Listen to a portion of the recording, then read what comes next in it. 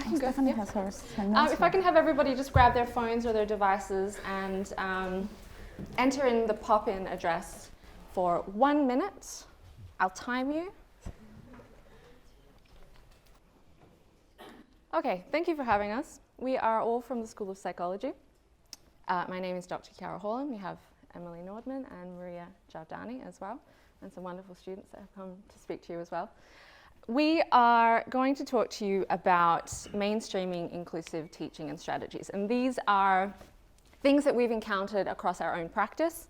And we're hopefully going to give you some actionable strategies around the idea that students don't necessarily have to disclose whatever it is that they're dealing with for you to be able to be inclusive of them.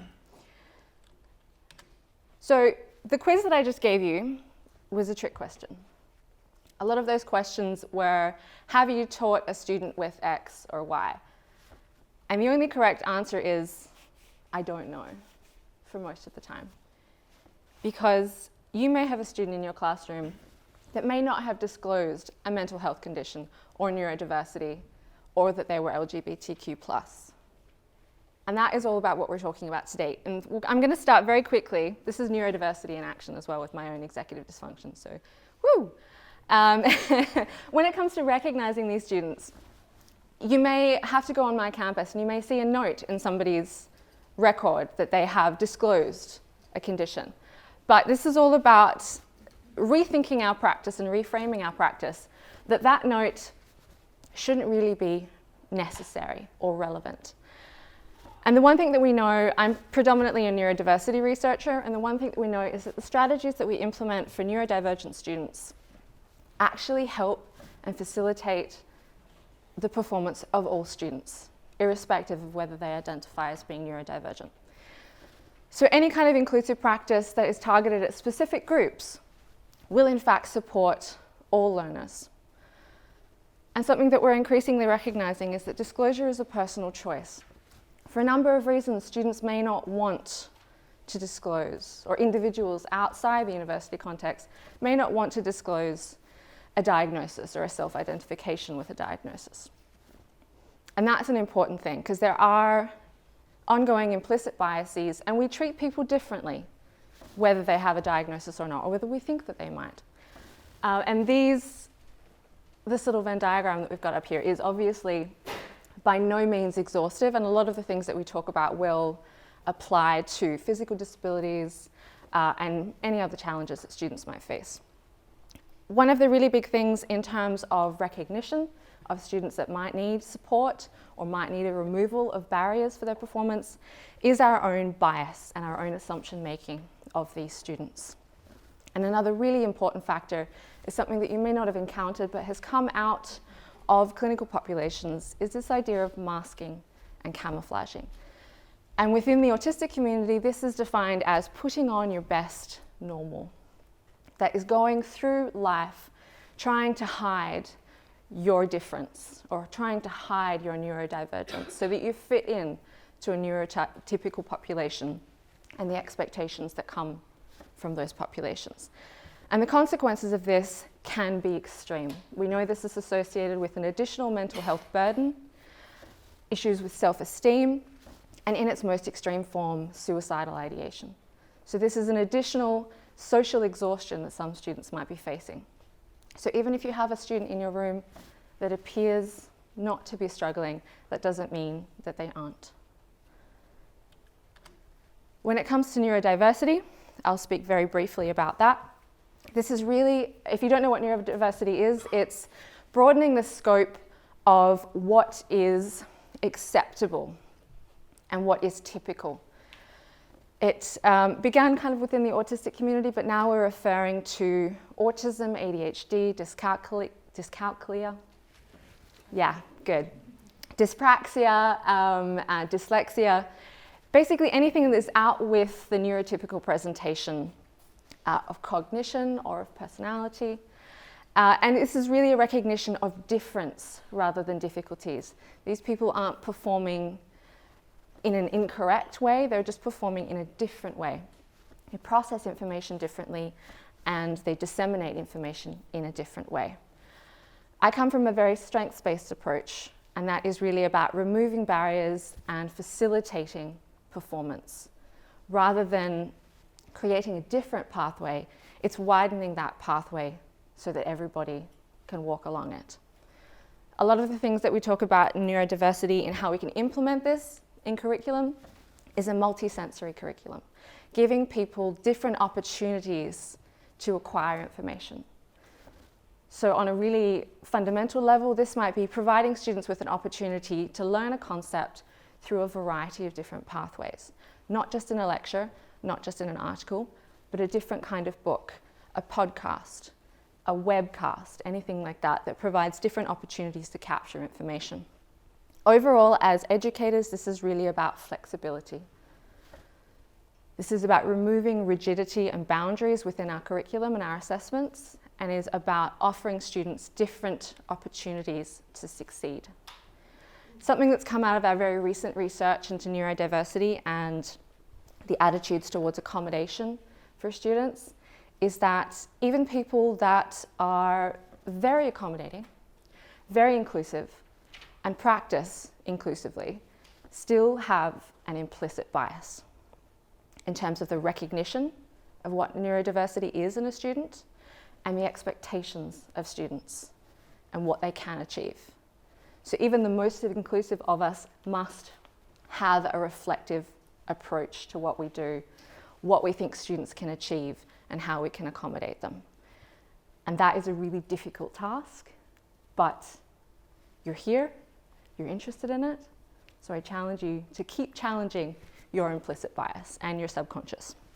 I'm going to move on to Emily and remove the microphone in my boot.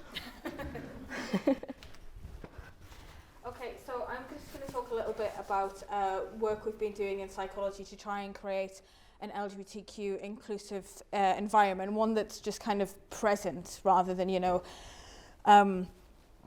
in specific lectures on gender or sexual orientation. It's just more about the environment as a whole. And I wanted to try and give you some really concrete things that you could do, because I appreciate that if you're not part of the LGBTQ community, it can sometimes feel like a little bit like, you don't know what to do, or you might feel like you're an imposter or something. So things we've done, for example, this month in the UK is LGBT History Month. So to my first year students, I have, they get this weekly recommendation for pop psychology at the end of their weekly email. And for the month of February, those recommendations are now related to LGBT History Month. So they got a recommendation to read a book about Ben Barrett, who is a transgender neuroscientist. Last week it was Oliver Sacks, who was gay. This week is going to be Meg John Barker, who's a non-binary author. And that's just at the end of the email, and it's related to their subject. There's also things like Stonewall have a number of resources. I'm sure you've all seen them, the "Some People Are Gay, Get Over It" posters, or the "Come Out for LGBT." You do not need to be LGBTQ to have one of those on your office wall or outside, and it just creates that environment that says, we recognise that diversity is here and we are inclusive of you. And we've got a folder at the end where I've put some resources in there that you can use. In terms of recognising gender diversity, one thing that I started doing this year was including my pronouns on my slides. I have never had any gender, question over my gender, but that's not the point. The point is that I want my students there is gender diversity in my class. I know there is because they come to talk to me. I want them to know that I recognise that gender is not something you can necessarily read from someone. And that it might be useful for people to be able to announce their pronouns. So what I've done is I've also, for the lab slides for my level 1 tutors, the template that they get now says tutor name, tutor email, which it has always done, but now it says pronouns on the side of it, next to the name as well. There is no strong steer on this. I haven't told them they have to do that. Some of them remove it, some of them don't. But it's there as a template to kind of encourage a more inclusive environment. We've also tried to profile LGBTQ staff role models. So for National Coming Out Day, myself and Chiara and a couple of other colleagues advertised our office hours as rainbow office hours, and that if any students wanted to come and talk about issues to do with coming out, then they could. Actually, relatively few students took us up on that opportunity, but the point was 4 members of staff publicly outed themselves as being comfortable with being, you know, we are professionals and we are part of the LGBTQ community, and we are here, and, you know, we are represented in your discipline. And I actually had someone out from, I think it was the University of Strathclyde. A student came to see me from Strathclyde because they'd heard about it from our students. So I think it was very powerful. And I also think that actually this kind of inclusive environment is not just good for students, but it's good for staff. I've been at Glasgow now for a year and 3 months, 4 months, something like that. And I had a bad experience at my previous institution. There was an incident, I wasn't particularly well supported. And my first day on the job, Niamh asked me where my flags were when I was unpacking my office, because she'd seen a photo of flags I'd had of my office on Twitter. And that meant the world to me, because it was day one, and it was, be as gay as you want. And I'll never forget that. That was an immediate, just, you know, you are welcome here. We can also diversify teaching examples and materials, and I know that some people find this difficult if you're not teaching about gender or sexual orientation. So let me give you a very concrete example, which is that this week my level 1s are learning about probability. And last year, the problem asked them, it was Fiona will only date men who are taller than her. What proportion of the population would she be willing to date based on her height? There's now a second question that says, Fiona will also only date women who are shorter than her. What proportion? And it's just this tiny thing, you know, it's probability, okay? It's the questions we always use. It's just maybe putting a little bit of thought into the fact that if you're referring to relationships or partners or, you know, stuff, that, and this can be for any subject, if you can do it with probability, which is the worst thing in the world to teach, then, you know, the possibilities endless. And also I think, you know, there's been an increasing recognition of gender diversity in the last few years. Just consider if binary gender is relevant or necessary. Do we need to start our lectures with hello, ladies and gentlemen? Do you know? Little things like that are just, sometimes gender is completely irrelevant, and we should kind of maybe think more about that. I'm going to go that way. I'm going to go and stand in the middle. So change my slides. Right, so the last part that we do as a school is pretty much like trying to support our students that feel mental distress. And I'm not going to give you the numbers. I'm sure like every and all of us who work with students, we see them, we supervise them, we're advising, we are admin support. We know that our students are more and more distressed, more distressed than they used to be 10 years ago. And we have the numbers actually showing that the mental distress, mental illness, and poor well-being in the UK is increased by 5-fold. 94% increase in counselling and official support in demand we have across the UK services and universities. So there's clearly a need to show our support to our students who find it more and more difficult to operate academically, professionally, personally, and deal with academic and personal struggles. So this is a few of the things that we do in the School of Psychology. What we're trying to do as put-in support, we operationalize a pathway, a link, a line, if you wish, for people to reach out. We created an alias email account, care@psychology, that anyone can send an email and asking to see support. We have 2 members of staff that they have listening skills, practice, training, and they receive the emails. They see students and they provide a safe, confidential space for students to discuss anything they're struggling with. That can be fights with their roommates, that can be academic problems, that can be anything they feel that they really want support for. So we provide listening space and support. We signpost students to charities that they offer support, Samaritans, Breathing Space. We do get on the phone with counselling services here in Glasgow, and we had like really support on that. But primarily what we do is support them. So we are there in a safe space that can speak. We also offer evidence of good cause for students who feel that these struggles actually impacted their academic performance. And it's interesting to see how a lot of them normalize the struggles, they normalize the problems. They feel that the breakup is not a really big of a deal. They should be dealing with that. And clearly they're not. They find it very difficult to write in a letter to their examiner's board that I broke up with someone and that really threw me, that really floored me, and I cannot cope. So we are there to write a few details that can go to the examiner's board, and people can actually find support for their struggles. That's been really taken quite a lot. We had like a lot of students coming to see us, a lot of students coming to get support, and we feel that this is really provide a safe space, and they're really taken up on this opportunity. We also trained our staff with in Scottish mental health first aid course. Not everyone's feeling comfortable in discussing anxiety, depression, suicide. So we have 2 in-house instructors for Scottish mental health first aid, and we've now trained over 20, maybe more, staff members, including postdoctoral professors, admin staff, anyone who gets in contact with students, so they're more comfortable in discussing and talking and picking up signs and signposting students where they can find support. We feel that people sometimes feel uncomfortable discussing things like that, and it's not unusual, it's not something surprising. So we're giving them the skills to take up the opportunity to speak to students, get them support as much as possible.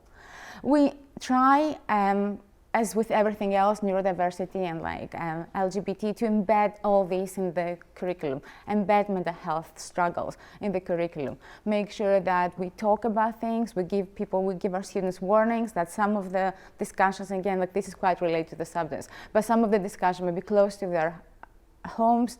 We know that 1 in 4 struggles, 1 in 4 has a mental health disorder now. One of them should have a family member that struggles, should know someone else that struggles. So we offer the opportunity for them to come speak to us, find safe support, but also be aware that some of these issues may be close to their hearts, and that would find them quite distressing. So we know that, and we're trying to preempt that in our curriculum. What we do across the school is that we have an open door policy, and this is above the office hours, that as a school we manage to really engage our students with. We advertise our office hours with every single opportunity, and we find more and more students actually take this opportunity to come and speak to us. When I started the School of Psychology, the office hours, it was pretty much blocking the time to do my work. Now I know that my office hours, I have my door open, and I will have students actually come to see me, and they can talk to me about their course, about another course. They will really take up this opportunity. This is so good. We all have our doors open, and this is such an encouraging environment. People can actually walk through the door. They could pop your heads in and say, do you have a minute? And you know that you can give them that minute if you can. But it's very good to see that really takes up. So our office hours are not there for problems, are not there for remedial actions. They're there for support and chat when they need to. We also are working, as I'm sure most of the schools here, above our expectations to accommodate students that they find them have really struggles during exam times. And this is something that people who are not registered with disability services, they really find it very difficult at exam time. And we really go above, and I'm so happy that we have such an accommodating admin team, and everyone's really pulling their weight to support the students when they find it really difficult to take exams in the big hall, or they really struggle with a panic attack, and we offer them this opportunity in-house. So we're really trying to work in every single direction to support our students, but it's a team effort, and everybody really pulls their weight in, and everybody accommodates, and everybody gives support. So that's a few of the things we do. Okay. So we have some students that have very kindly given their time to talk about their own experiences within the School of Psychology. To Billy?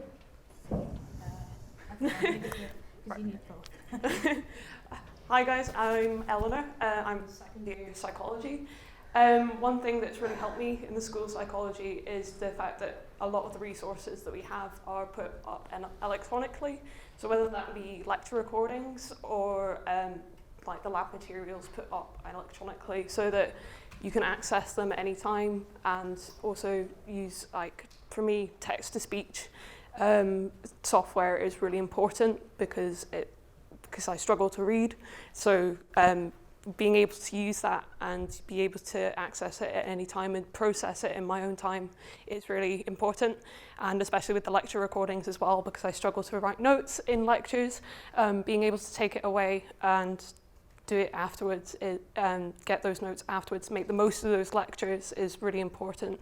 And it's not just important for those who are neurodiverse, but also like if you make it accessible to one person, it's going to help other people in other ways, whether they're at home with care commitments or work commitments, or just didn't make it in because of health issues. Then those things make a difference to me in psychology. I'll just hold it. Yeah, cool. My name is Billy. I'm a third year psychology student. I identify as gay. I only came out a few months into my first year at university, and that's largely because I didn't feel comfortable beforehand in the environment that I was in. And I think the curriculum and the psychology department and the lecturers definitely helped with that. When I came to university, it was a level of rapport and sort of explicit support towards the community that really, really helped me out a lot, in the sense that I had, during my A-levels, my psychology teacher, I knew I could trust her with anything, and she would have been the person that I would have gone to. However, it wasn't obvious enough that she would be there to support me and she could help me. And I think that you made a really interesting point, Emily, about how it can be daunting if you're not part of the community but looking to get in. But I think LGBTQ plus, in that plus, allyship falls in, which is for people who might not necessarily be a sexual minority, but they still show explicit support to the community. And that explicit support is so, so beneficial, because undeniably my mental health was affected by my sexuality, and I did struggle with that for so many years, but instant improvement when I got to university. And I think it's undeniable that I have the staff and support at university to help me out with that.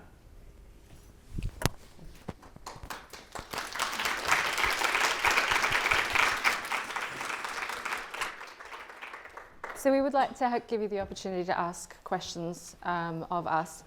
To signpost a couple of things that we've got here, we've started another pop-in. If there's anything that you would like to know that we haven't talked about that you think would be worthwhile sharing in future in these kinds of endeavours, please feel free to pop it in that pop-in. And we've also got a shared folder on OneDrive, and this is the shortcut link to it, where I've put a slide template from, I think it's Manchester City College, that is a really lovely example of how you can create slides and other materials that are accessible to a lot of people with neurodiversity. And I've put this presentation up there as well, and Emily's put some resources as well, and we'll have some for mental health up there very shortly as well. So please do feel free to use those as well. So hand it over to you.